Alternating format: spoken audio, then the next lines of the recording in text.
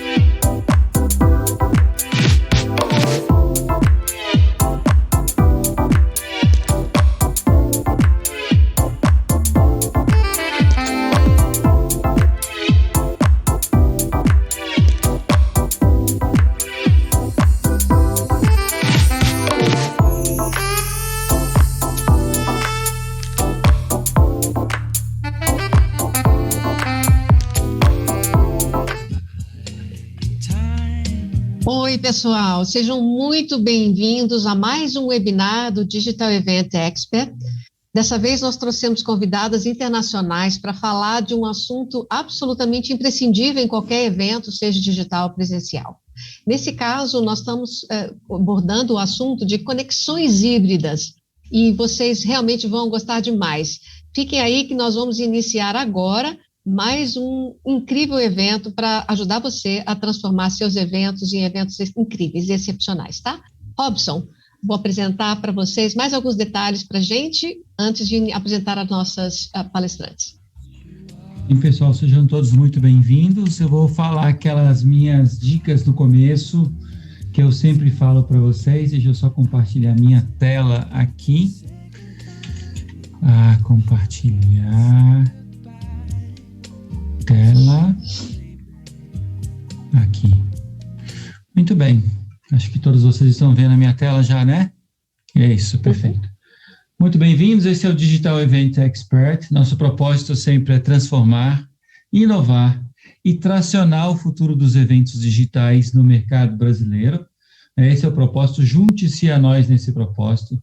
Adoramos essa frase do John Legend, que diz, "The future started yesterday and we are already late." Traduzindo para o português, ou seja, o futuro começou ontem e nós já estamos atrasados. Isso dá em nós aquele senso de emergência para a gente efetivamente implementar os projetos e as transformações digitais necessárias no mundo de eventos. Se possível, acesse a internet preferencialmente usando o cabo de rede, para você não ter nenhum problema de conexão. Nós somos totalmente compliance com a Lei Geral de Proteção de Dados. Então, a sua imagem, os textos que você inserir, o seu feedback, poderão ser usados para a promoção de próximos eventos. Caso você não autorize que seu nome seja divulgado, é só avisar a gente explicitamente. Esse código é para você avaliar a qualidade deste webinar, então você pode capturar e deixar no seu smartphone, depois você tem como avaliar esse webinar especificamente. Esse outro do nosso networking, então você baixa o AppDex, e você captura esse código e você tem como acessar o networking, onde os cartões de visita da rede do Digital Event Experts é compartilhado dentro desse código aí para todo mundo. Não deixe de acessar nossas redes, LinkedIn, nosso canal no YouTube e principalmente o site digitalevent.expert, que é onde está a nossa comunidade.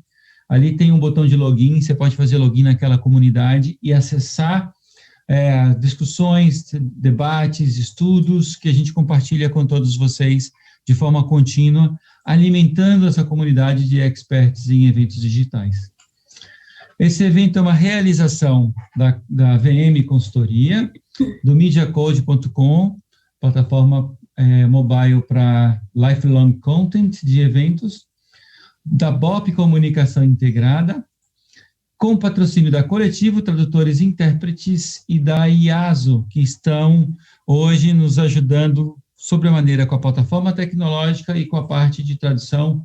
Um beijo para as meninas da Coletivo, elas sempre arrasam. Coletivo You Rock. É isso, Vanessa. A bola é sua. Não, a bola são das 3 pessoas incríveis que eu vou apresentar agora. Vocês terem uma ideia de quem nós estamos aqui trazendo, eu vou ler o currículo das 3, elas vão interagir, então vai ser um webinar muito bacana, bem de bate-bola, e fiquem à vontade para ir fazendo as suas perguntas, porque o assunto é imprescindível. Engajamento, experiências e networking são fatores fundamentais para todo evento de sucesso agora, em especial o híbrido, que está chegando com muita força para a gente, tá? Mas vamos apresentar a primeira delas, é a Naomi Clair Crellin. Ela é fundadora e CEO da Storycraft Lab, uma agência de estratégia de engajamento, e editora e apresentadora do The Futures Forum, um think tank de inovação para a indústria experiencial. A Naomi usa sua experiência na interseção de engajamento e mensagem estratégica para criar jornadas do público que são emocionantes e memoráveis. Ela liderou equipes experimentais no desenvolvimento e entrega de criativos para clientes como Smithsonian, Bloomberg, The King Center, Departamento de Estado, Banco Mundial, Microsoft e também a Intel. Ela tem uma longa experiência de ensino de design, de exposições narrativas e pensamento de design. E ela tem uma paixão bem particular pelo papel que o conteúdo, a educação e a aprendizagem têm no envolvimento do público de uma forma bem significativa. Ela também encontra grande alegria em fornecer as estruturas para que a criatividade e a expressão ocorram, seja da sua equipe, dos clientes e também no seu público. Então, essa é só para ter um glimpse da Naomi, que vocês vão conhecer já já. Mas nós também teremos a Katy Mull, e ela ajuda as equipes a aumentar a compreensão do público, o que o motiva, por que eles se apaixonam, o que os faz parar e pensar, ou compartilhar com seus amigos, como essa experiência funciona como um elemento da sua jornada humana. Por meio da empatia, imaginação e criatividade, ela aproveita essa experiência dela em mídia e design digital, centrado no ser humano, para conceituar abordagens inovadoras de engajamento. E a paixão dela é de contar histórias e estudar experiências digitais, que oferece uma perspectiva única sobre o mapeamento da jornada e experiência do usuário de uma forma inovadora. Ela é a só porque é a última que eu estou apresentando, mas muito bacana também, é a Amelie Bahlsen. Tanto ela como a Katy são diretoras de estratégia da experiência, também na mesma empresa da Naomi. A Amelie trabalha com equipes à medida que elas navegam e fazem a curadoria do seu conteúdo, apoiando a tomada de decisões estratégicas, alinhadas com uma perspectiva do participante e da experiência que está sendo projetada. E a experiência começa com padrões, tendências e análises, para a partir daí ajudar a projetar e criar uma jornada personalizada, repleta de criatividade, com atividades e recursos visuais que resultam nessas experiências memoráveis e personalizadas, que garante que os participantes realmente estejam envolvidos com a mensagem e com o conteúdo. Ela é apaixonada por estratégia de aprendizagem e engajamento que apoiam a interação humana significativa. Ela também trabalhou com o Smithsonian Institution para uma série de projetos da marca, fornecendo estratégia de conteúdo e desenvolvimento das exibições. Ela é formada em design de moda e vestuário e em design de exposição. Então, pessoal, essas são as 3 que nós temos o prazer de receber nesse webinar do Digital Event Expert, e com elas, a bola está toda com elas. Meninas, por favor, o palco é de vocês. Bem-vindas. Oh, thank you so much, Vanessa, for that wonderful introduction. And oi, pessoal, everyone. It's really lovely to see you here today. We're not going to be delivering this in Portuguese. I'm so sorry. It would not be the best experience of our message if we attempted to do that, but thankfully we have wonderful translators here and the brilliant team at DEE to help us present to you the experience profiles today. We are thrilled to be here. The experience profiles are something that Storycraft Lab first began developing in response to COVID and the shift to primarily digital events. And over the past year, what we've been able to do is prototype and test those both qualitatively and quantitatively and refine them for their newest iteration, which now kind of looks more towards their use and application in hybrid scenarios. So we're really excited to share this with everybody today. As we walk through the presentation today, we're actually going to be using a tool called Mural. We do a lot of workshops in our work with clients, and we often use this Mural tool. So I'm going to ask the wonderful Katy to go ahead and share her screen. There we go. Yeah. There we have it. So we are welcoming you to our exhibition here that is taking place in this beautiful kind of white box gallery. And as you see, we're calling this the lab. And today we're focusing on hybrid connections and how the experience profiles from Storycraft Lab can be a tool for that. So just a little bit at a high level, ladies, if you don't mind, I'm going to skip over our introductions. I think Vanessa did a brilliant job, other than to say both Amelie and Katy are my personal and professional heroes. I value them greatly, and I just love the way that they think about humans and creativity and engagement and experience.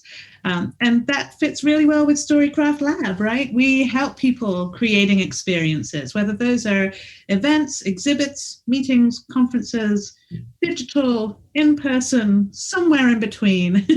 What we do for all of those groups is help to integrate human-centered design thinking. And our work really is both process and product, right? So we help with the design of an experience ultimately, but it's that design process that actually we really love getting into the sandbox and playing with teams and helping them bring those visions to life. So you can see at the bottom there our values. We're going to talk a lot about human values today for different people and for audiences. Here's a little bit about how we think about ourselves. We strive to be thoughtful, creative, and smart partners that are fun to have around, that are empathetic. Of course, you're going to learn a lot about that today. That we, really want to understand context and appreciate the intention behind what people are trying to create. And we celebrate exploring creativity, being playful. We are just in love with poetry in whatever form that will take. And, in terms of smart, how does that manifest? Well, it manifests in terms of inquisitivity, being excited about insights, really curious humans that are looking to the future. So that's just a little bit about us. Katy, would you walk us through design thinking? Absolutely. So at Storycraft Lab, we practice human-centered design.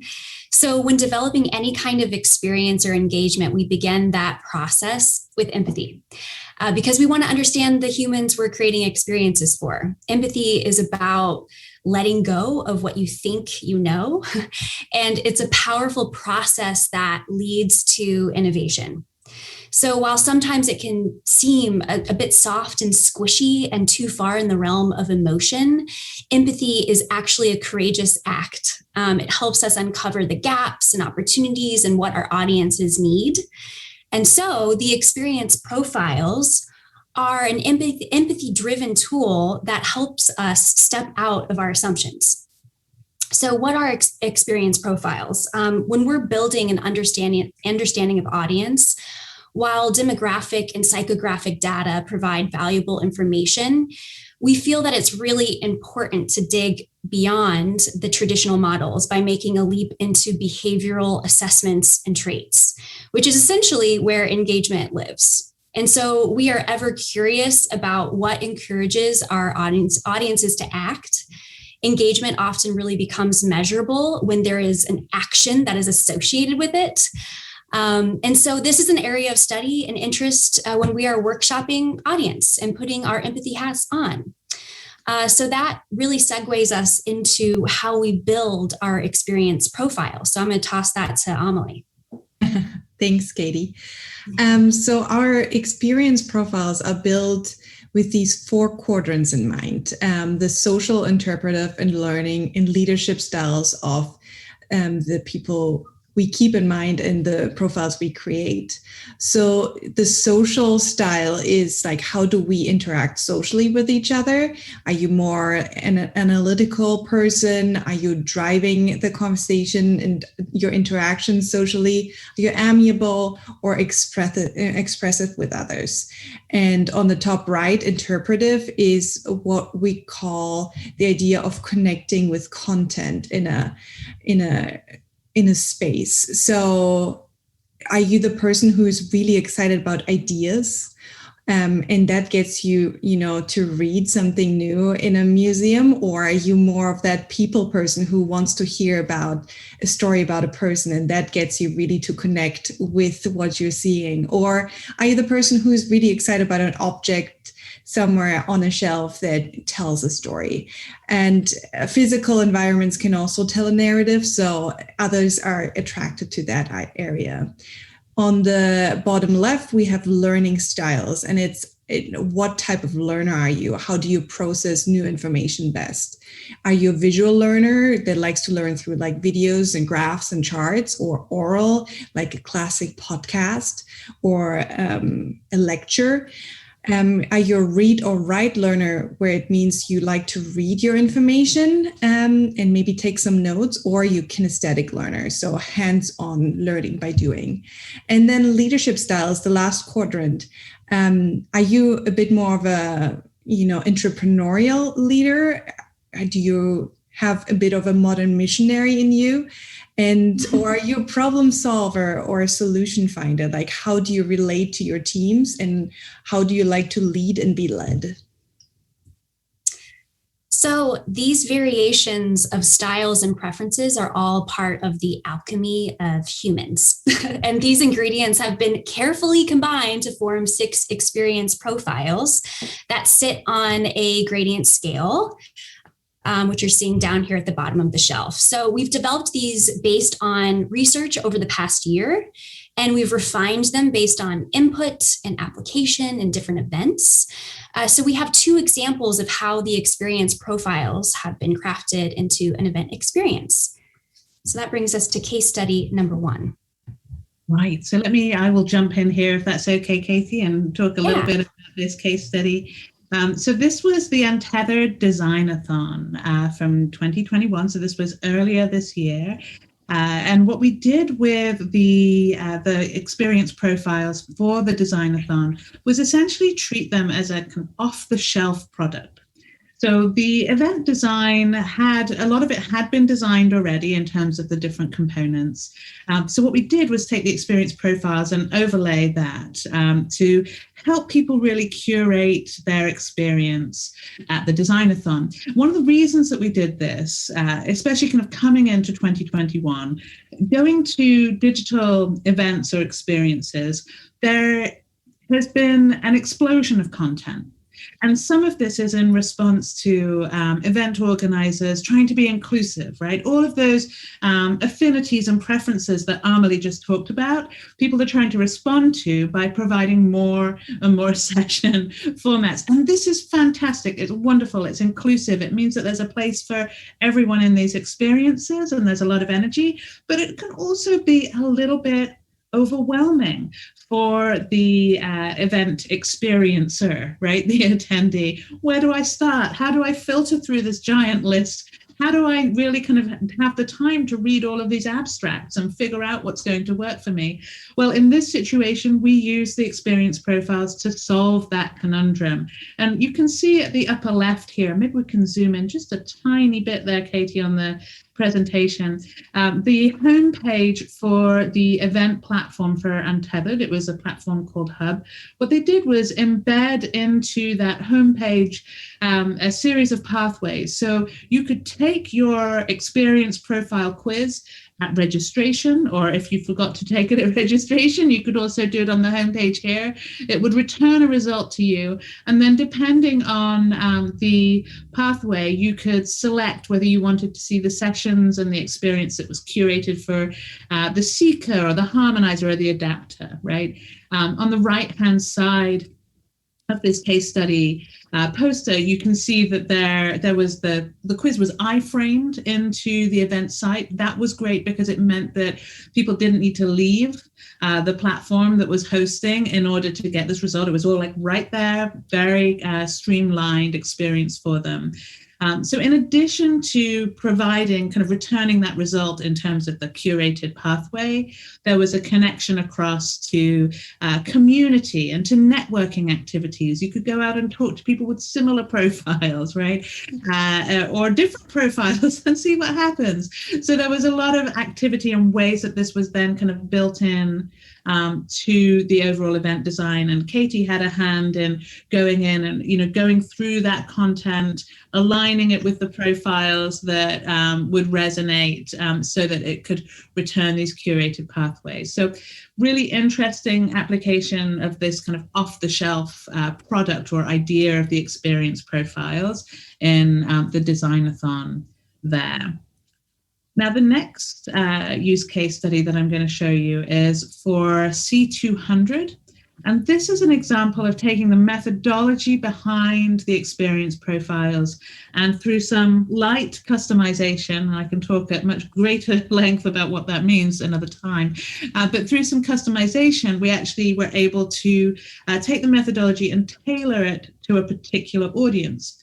And this was done at the start of the design process. So in this particular application, the organization was for female CEOs. So we pretty quickly identified that this was a group that was very interested in the leadership quadrant of the experience profile. So we learned very heavily on that, worked with the organizer to leverage any additional data that they had on their audiences to build out some customized names and iconography for the profiles for this particular audience. You can see them there on the upper right: the activator, the architect, the explorer, the educator. So in addition to, again, kind of returning those curated journeys, these profiles actually became a workshopable way of engaging with the client and all of their broad stakeholders that were interested in the design of the experience. So we used the profiles to help concept what the experiences would be. We went through and we said, okay, what is the activator's journey? What are we missing? What are the additional moments that could really just make this experience sing for the activator? How are we supporting them as they move through their content experience? What are the extra things that they need to make this unique and special? So this really kind of, in this application, we got a lot more detailed, and the profiles were used much more as a driver of the overall experience design, as opposed to a kind of overlay to augment the journey that you saw with the Design-a-thon. So I thought those might be two interesting ways to look at how we've applied the experience profiles in practice. So what do you say here? Shall we take some time to talk about these profiles? I think it might be time to do it. It's time to pop the hood on the profiles. Yes, let's pop the hood. Let's talk about what it means to be these different profiles and what we're going to do today in terms of using the mural here. Between myself, Katy, and Amelie, each of us are going to represent a experience profile, and we're going to take some notes live for each of these. So you can probably see from my background, for a long time I have identified as the seeker. I'm somebody that is energized by community and people. My mantra is, your mountain is waiting, so get on your way. That's something that I find kind of spurs me to action. So, I am just really craving that human connection.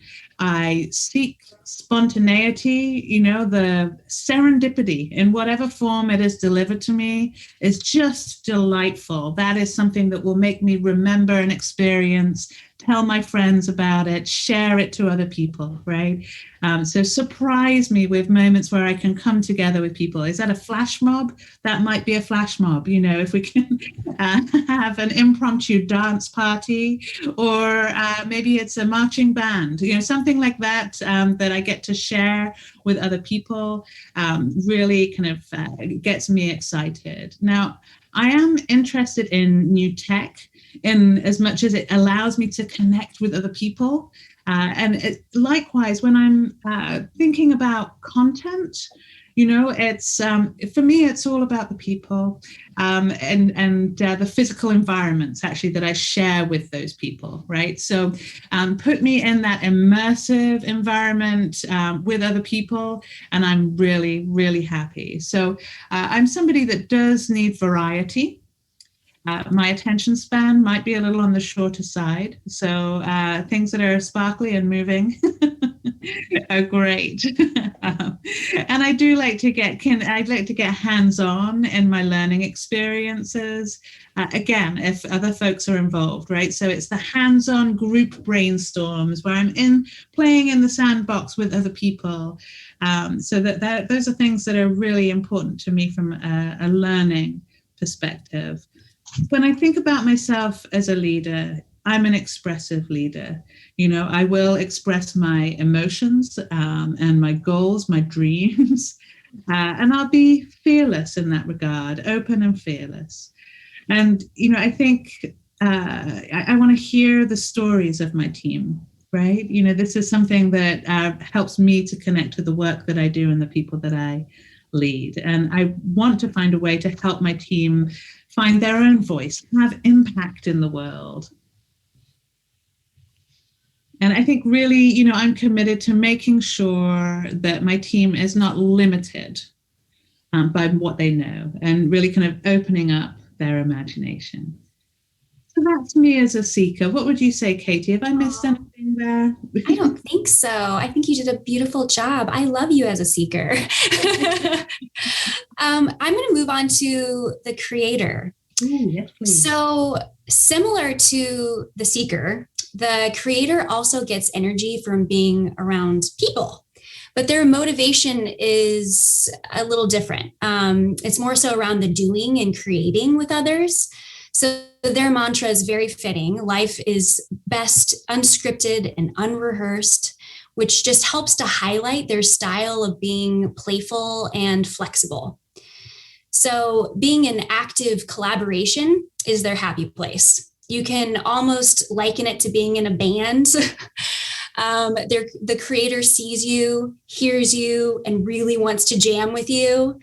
In fact, they are so committed to that process that they won't stop until you've created something completely original and meaningful, something that only this particular set of people that they're collaborating with could have made.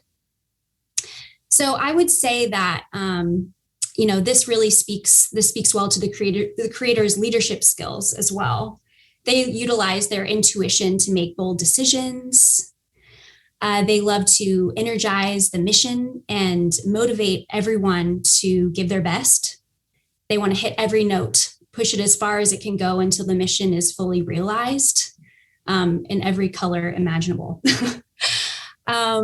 So as far as the way that they relate to content, they are really I call them kind of super sensors. They have super sensory powers. So the stories that, resonate the most are human-centric in their telling. And the creator remembers experiences based on the way it feels. So that's kind of how they use all their senses. They learn best by testing, by doing with others in that collaborative environment. They want to be up close with the content at hand. I would say that a challenge for the creator, I've been thinking about this, is they need to, maybe the challenge for them is to stick with the plan and trust the process through that plan. They can be caught up in the moment and possibilities. So they're always tempted to kind of throw the map out the window, let things unfold as they may, which is amazing. But sometimes there's value in having a plan and sticking with it. And so that is also why I wanted to name another profile on this list, the explorer, as their kind of creative partner that has great creative synergy. So the creator and the explorer are good teammates, and the explorer can help balance out the creator. Interesting. I think it's time for the adapter. You can see it actually in Katy's background. Yes. Yes. And actually the adapter is the creative collaborator or synergist with the seeker. So, hey. We work well together. Yeah. The adapter, we like to call them a little bit like your tech guru. They know everything about innovative technology and love to innovate and discover things. Their mantra is like to be present in the moment. And, they're very like live in the moment and eager to test new methods of like engagement with each other, whether that's digital or in person. And they are loving unconventional ideas and ways of communicating with others. So, COVID was no challenge for them. They were down to play the virtual party host.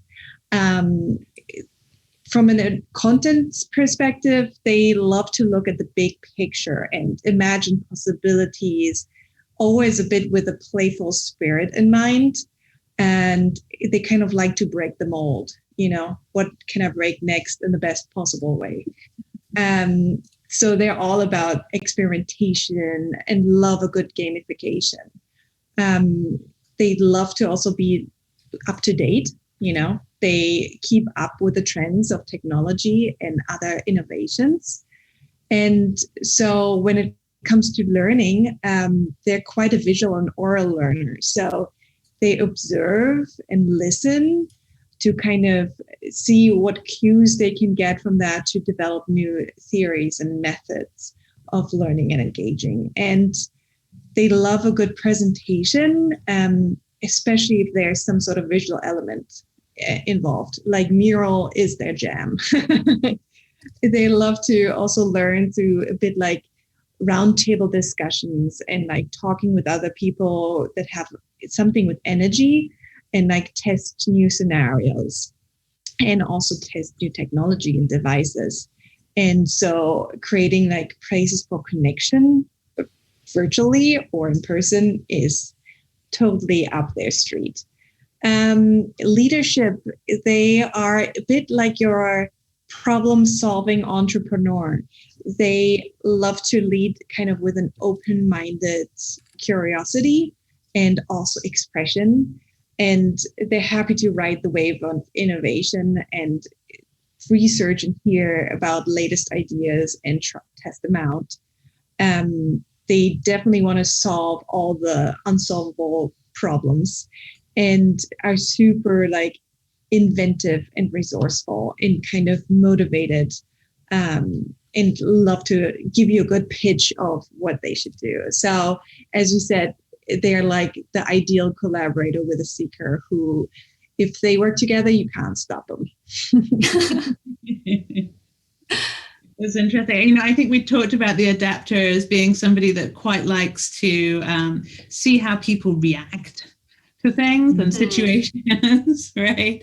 And the reason that the seeker is going to work well with the adapter is that the seeker will keep them on their toes, right? That they will always do something a little bit unexpected that will keep the adapter adapting and therefore really happy. I would kind of like to see these two together, Yeah. So the harmonizer, I'm going to talk a little bit about the harmonizer here. And on some of my quieter days, I identify with the seeker. I think that's another important, on some of my quieter days, I identify with the harmonizer when I'm not the seeker. And that's an important distinction to make, that these profiles are not fixed. Just because you get one result or preference returned at a certain point in time, there's no reason that you can't come back and take the quiz again and feel differently about what you would want to experience. So I think that's an interesting thing to think about here as well. So on some of my quieter days, I identify with the harmonizer. I'm really energized by making sure that my teams are happy. I get real joy from seeing collaboration in action. and seeing everybody working well together, achieving something together, making something together, and knowing that everybody that is there in that interaction is feeling complete and whole and happy, right? So, with that in mind, it's something, the meaning behind what we do and understanding everybody's meaning that's there taking part in this exercise, that they know that they're doing something meaningful, that's important to me. I'm an active listener. I really do kind of tune into what other people have to say to me, and I will seek their opinion out. And I like to connect lovely humans to lovely humans. That is another thing that brings me great joy. So socially, I'm really there kind of creating meaning with other people and making sure that everybody's happy and attended to. So I'll move through the room and make sure that I get time to chat with everybody that's there.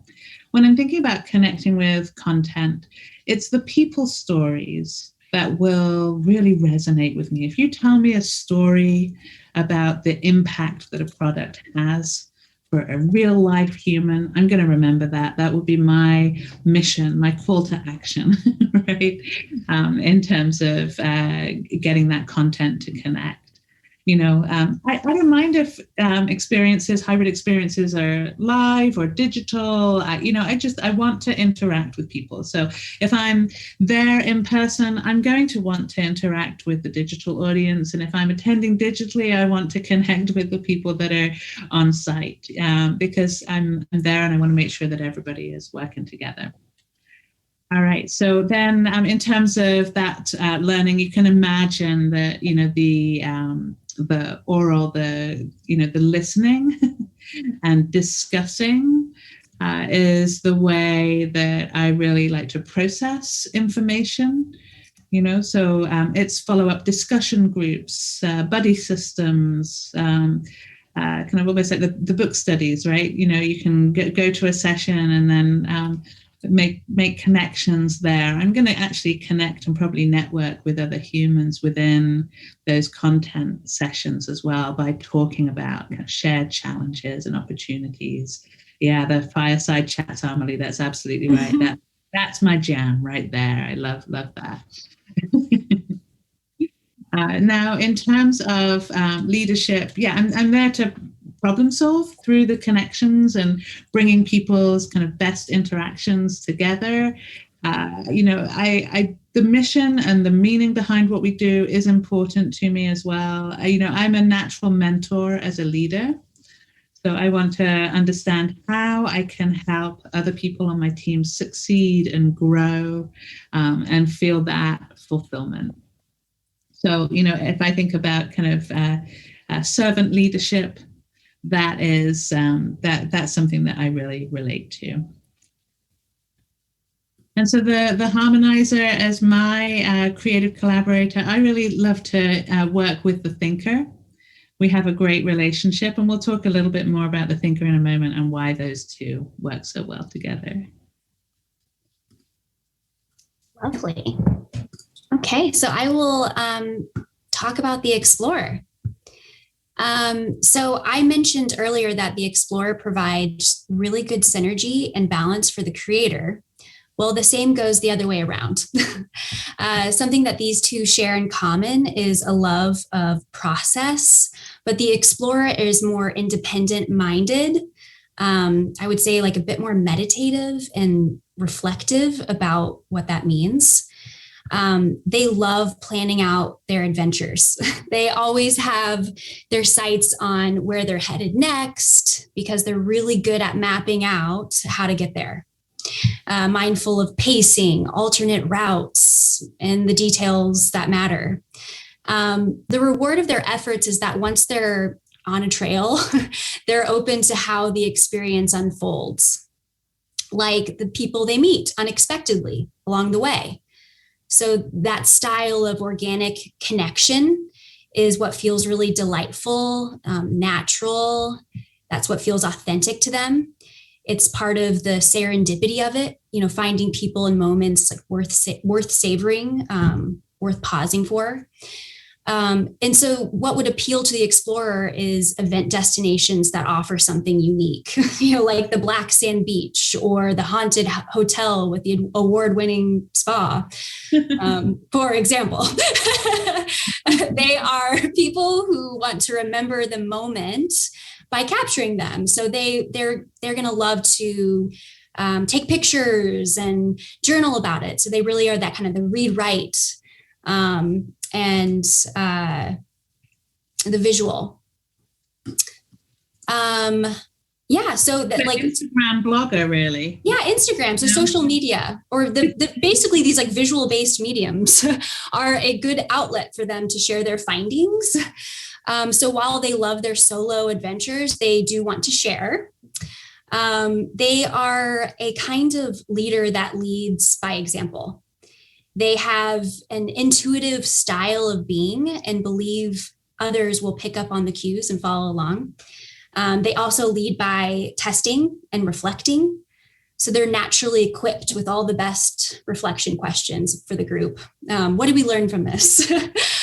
An interesting challenge for the explorer would be to include people in their process at an earlier phase, to essentially collaborate on the plan, gain input on the plan, and be forced to go through iteration based on others' input. So on that feedback. So that's where the creator as a partner is really fabulous. Just thinking through how their friendship and relationship really works. I can see those two actually. The creator is going to take that Instagram post to the next level, isn't it, really, in terms of sharing out that unique journey? Oh, yeah. They can see it differently, and they're happy to share that. And so the explorer just needs to take that input. Nice. Awesome. So talk about the thinker. Yeah, last but not least, the thinker. Kind of the mantra is measure twice, cut once. So the thinker is someone who is very strategy and goal oriented and quite realistic and analytical. They are a great observer, and they desire an opportunity to listen and analyze. So they can think before they're speaking. And you know what? They are a good rule follower. Nothing wrong with that. They will get with the program if you will have a very, very loyal attendee in the thinker. Content wise, they love the idea of content and of a story. If the idea is unique and logical and exciting, they're all there for it. They're very grounded in reality. So they are not the person who has the heads in the clouds. They're very much experience the world as it is, and in a very practical and literal fashion. So that also helps them be really good problem solvers, because they can look at the big picture and kind of analyze in their strategic mind what to do next. On the learning side, they are very read and write heavy. They love to get some pre-work before an event. They will also read it. And they love a good class or webinar or presentation where they can take in the information, process it, and then, either respond to it or have just these active listening and active learning sessions. They also, they want their workspace to be a bit organized and, set up for productivity. As a leader, they're level-headed, definitely can be an entrepreneur with a big focus on problem solving. They are all about the strategy and the details of an organization and what goals can be achieved. So really appreciates structured meetings and scheduled agendas. Doesn't matter if that's a work meeting or a conference. And in the end, they fall back on everything that they kind of learned to lead ahead their team into the future. Their creative synergist is the harmonizer. So they're both a bit more on the introverted side, but very level-headed, great collaborators. I can imagine that the harmonizer and the thinker together, the harmonizer does a really nice job of pulling the thinker's logic out, making it relatable, finding a way for it to be compelling and engaging for other experience profiles. Yeah. And so I'm looking at the time, ladies. Goodness, time has flown once again. Get here. But that was for everybody watching here. That was a speed review of the different personalities, attributes, values that build out the different experience profiles. What we would love to do here, and I understand this is possible in the wonderful Yazo platform, is throw a quick poll out to you all. As you heard us talking about the different experience profile types, who did you identify the most?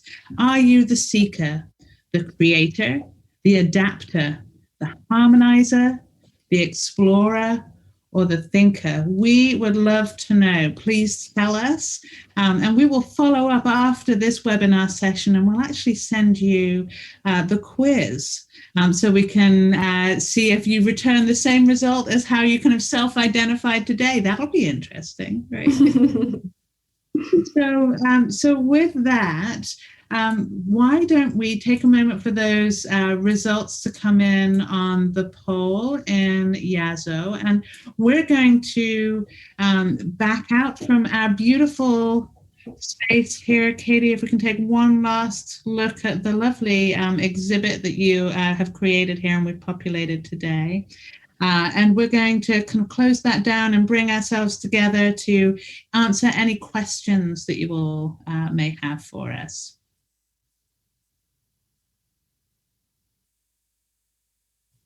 Bom, meninas, parabéns pela excelente visão, né, das pessoas. Elas são realmente incríveis. Desde que eu a vi na Untethered, mais de uma apresentação pelo Untethered, eu amei. Então, muito obrigada por ter mostrado. Eu queria agora só que vocês destacassem para as pessoas que estão nos assistindo quais são as principais, realmente, aplicações dessas pessoas dentro do universo de eventos, para que fique mais claro para eles essas vantagens, né? Enquanto o pessoal sobe o pool e as pessoas respondem. Deixar mais algumas vantagens e aplicações também.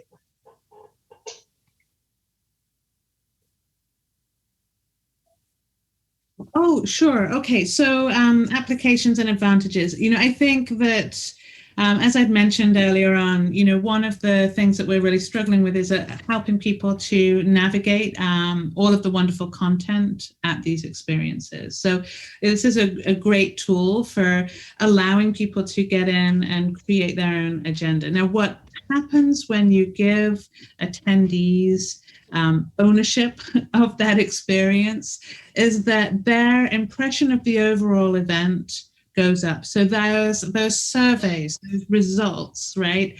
When people rate the experience that they have gone to, they are much more inclined to rate an experience highly where they feel they have had a hand in creating that experience, right? It's natural, right? I made this experience for me. I've customized it according to my own needs and affinities. And this is something that I feel some authorship or ownership of, which, so I think that kind of on that baseline level, kind of inviting your attendees in to co-create that experience with you as the event provider or platform is really a powerful way of engaging with your audiences very meaningfully. At that point, the experience becomes a dialogue. It's no longer a didactic or a kind of one-way experience.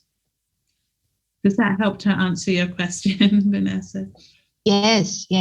Something that I also would like to know is what's changed in this experience that you had Desculpe, eu preciso de falar em português, perdão.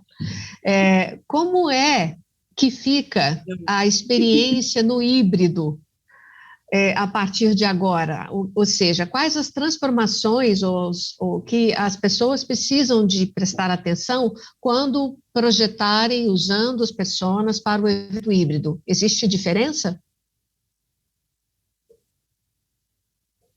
Yes, there is. So there are a couple of differences to talk about. Number one is kind of over the course of time, we have seen people move in terms of the profile affinity that they declare. When we were early on in the stages of COVID, there were a lot more thinkers, very careful individuals that over the course of time have become more gregarious, more extroverted, more comfortable, more interested in kind of being with other people. So that has been kind of an interesting observation and trend just in terms of the overall zeitgeist or mindset of attendees and how the experiences that they're wanting to seek out now should be structured. The other thing for us to think about as we're looking at crafting hybrid events. So the term hybrid is a really interesting one. It's one that we in the events world have created for ourselves. We've kind of given ourselves a problem to solve, haven't we? And I think a lot of us are saying, okay, hybrid, now what does that mean? And I think what we can say to ourselves is, we all know how to create incredible face-to-face experiences. Done. We all know now, given the past year, how to create some really great virtual experiences. So hybrid is actually an opportunity for us to put these audiences together and see it as being a multiplier, really, of the energy and the audiences and how we can bring the power of those connected audiences together. So I think what the profiles can do for us as we're looking at hybrid, which is essentially a kind of a multi-pathway event, right, is look at how we connect those different audiences. There will be some, the seekers perhaps, for whom you're really going to shift the dial of the experience matrix or focus towards that in-person experience. But look at the moments where it's going to be really powerful to connect them to the global community, let's say, right? And then there are others for whom they will find great joy in actually being connected with the remote audience throughout each step of the way. So it actually helps us to understand where these pathways should diverge, be separate, and where they should come together for really accessing the wonderful thing about hybrid, which is the shared energy of all of these audiences combined. Nós temos já a resposta da enquete. Robson, você pode passar para elas as respostas? Eu acho que o pessoal da enquete ainda não respondeu muito, não. Acho que eles não entenderam que no sistema lá, pelo IASO, pessoal, vocês podem, na parte de baixo da tela, responder qual o perfil que você mais se identificou. Tá bom? Algumas pessoas já responderam, mas tem muita gente ainda que não respondeu. Enquanto o pessoal responde, eu tenho uma outra pergunta para a Naomi, para a Katy, para a Amelie, que é, nos clientes que vocês possuem, que já estão utilizando esses perfis, qual foi a grande mudança para eles no evento deles? O que eles ficaram surpresos, que depois eles deram feedback para vocês, que falaram, nossa, isso mudou muito a característica e o resultado da experiência do meu evento? Oh, Amelie, would you like to talk a little bit about C200? I was just thinking about that. Yeah. So for C200, it resulted in the attendees being really heard, feeling really heard and seen. They were these female executives and CEOs coming together, and their conference, their favorite part is to get together in person. and to connect with each other. And so creating a virtual conference was not something they really were looking forward to. And for us to create these profiles, it helped them feel like a bit of ownership about their journey in that virtual event, like to understand, how can I navigate this? How can I maybe connect with somebody that I don't know?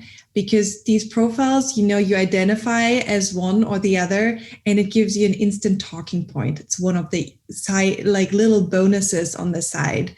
It helps you connect with others online, but also navigate the content, see what sessions might be really good for you and what you should maybe try out, what you didn't consider. So it made people feel heard and seen and quite excited and not as overwhelmed for that virtual experience that was not on the top of their priority list. And I think, what I thought was really interesting as well about that particular group was that you had some real kind of differences of experience, right? So you had these incredibly driven entrepreneurs that have grown massive businesses. And then on the other side, you have people that have moved up the corporate ladder and are leading these incredible entities, with thousands and thousands of employees. So you had very different career pathways. So what was interesting was that they really wanted to figure out how to get those groups to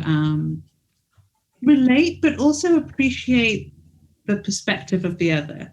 And what we did was take the profiles and use it as a workshop tool to bring kind of key stakeholders and actually kind of focus group with their audience that was going to come to that C200 event, focus group the journey that had been created. And just through the act of allowing people to identify their point of view and understand the point of view of somebody else, right, helped to make this incredible connection between the experience, that all of a sudden their kind of definition of what would be a great experience shifted from it should only be for me and for people that fit my perspective to, okay, we need to find a way that this can also be for other people that I want to relate to, but have a different perspective to me. So it was allowing people to kind of externalize and, as Katy had mentioned earlier on, kind of step outside of those assumptions. Right. And that's what's nice too about creating these, like the creative synergist, partnership, is that you have this opportunity to find someone else who thinks differently than you and can kind of balance out, maybe the things that you're looking to strengthen on, or help you challenge yourself to try something differently. So it's nice to be paired up with a partnership when you're thinking about self-identifying. Well, who else would, I work well with? Absolutely. And I think we saw that with the recent project for NASA, right? Mm-hmm. Katy, that was one where we really kind of help people to look at their teams and how they related to one another. So we really kind of lent into the social and the leadership components of the experience profiles. Absolutely. Bem legal, super legal. Eu sou um adaptador também, como a Katy. E só que no grupo aqui nós somos a minoria. Awesome. Pelas respostas das pessoas, 40% do nosso público, aliás, a gente teve 10% de seekers, de buscadores, 30% de criadores, 10% de adaptadores, 30% de harmonizadores. Está mudando porque as pessoas estão preenchendo agora. Obrigado, pessoal. Sim, por favor, preencham. 25%, olha, o criadores começou a crescer agora. Harmonizadores, 25%, explorers, 23% e pensadores, 7%. Então, os criadores e harmonizadores estão na frente dentro do nosso grupo aqui, e os coitados dos adaptadores, nós somos poucos. We're so unique. Yeah. Yes. That's the point of, essa é realidade mesmo. Mas o que isso significa? Minha última pergunta que a gente tem que, na verdade, acho que não dá nem para pergunta, né, Robson? Acho que a gente teria que já pedir para as meninas darem as suas palavras finais, né, para a gente poder encerrar, porque já está quase no horário. E agradecer demais vocês estarem aqui com a gente hoje, né? Mas primeiro as perguntas, a amarração, né, wrap-up de vocês sobre esse assunto para a gente, por favor. Oh, well, absolutely. Just to say thank you, obrigada, for having us today. It is always our absolute pleasure to talk about this subject. We're passionate about it. We're interested in it. And, you know, we would love to see how it can get applied to other events there in Brazil and kind of really kind of explore it with you all. So if you have any questions at all, feel free to reach out, get in touch. We do love to talk about this. So. Thank you for having us so much, Vanessa, for reaching out and for having us today on DEE. Obrigada. Much. We learned a lot. Eu só queria avisar bem a todos que as meninas nos autorizaram a entregar material para vocês entenderem um pouco melhor do processo. A gente está encaminhando isso para todos que fizeram as inscrições para esse webinar e também, obviamente, para quem está aqui. Então, vocês vão receber material. Quem está nos assistindo depois, no vídeo do YouTube, podem entrar em contato com a gente no DEE, que a gente vai ter um prazer de passar os contatos da Storycraft Lab e também de materiais adicionais para vocês entenderem e poderem praticar nos seus eventos, né? A gente tem um último pedido para vocês, que o Robson vai passar agora, para avaliar para a gente o webinar, e a gente já encerra. Robson? Bem, primeiro eu queria agradecer a Amelie, a Katy, a Naomi. Vocês foram sensacionais, com uma energia sensacional, como foi no Untethered, eu adorei lá já e adorei muito mais hoje ainda. Realmente, esse modelo de perfis é um modelo que o evento ele já começa, antes mesmo dele começar, já existe assunto para conversar a respeito.